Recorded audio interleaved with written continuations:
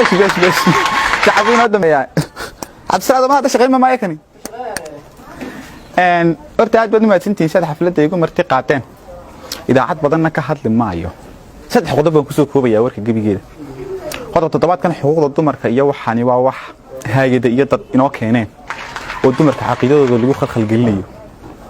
dadka xuquuqdana la doonayo dumarkooda haddaad aragtaan say ula dhaqmaan wallahi nidan xuquuq ka sheekaysan 1882 igla dumarka wadooyinka lagu iibinay wax $3 ka yar bal kala siisanay talyaaniga يعني ninka gacantiisa ku hayay inay gabadhiisa noolaatay inay dhimato labadaba sida xayawaanka loo dhaqmay Israa'iil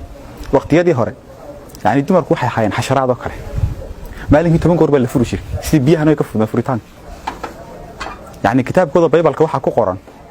gabadha uurka markay qaato waa nacdal iyo cadho Ilaahay geedkii aadamkiisa baa laga jarayaa ku qoran kitaabkooda horta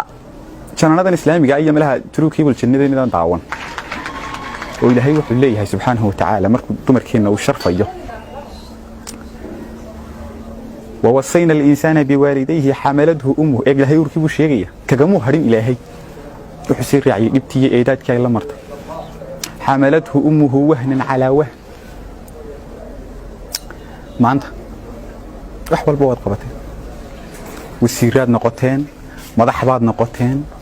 كبدات عيارتان مع مسرعان لا يعتمد على ستيفن مكمان أبيه مكمان فريق يسوي يسوي بك بديسة ما أنت نيك استقر يا كولي وسطاد حمال يبغوا waxay wada carreen waa dumar wallahi nidan xuquuq sheekaysan waxaan ku jirnaa hadaad garanaysan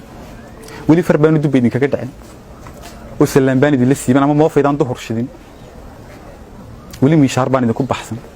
oo musbaar lix ku wadin baan gacanta idin kaga fakan ama jii dohoran idin keenoo leedorin difaaca dalka ama check baan idin ku soo gaaraan idin ku fariisan wallahi nidan xuquuq sheekaysan qodobka ugu muhiimsan kaga baxayaan wuxuu yahay xafladda maanta and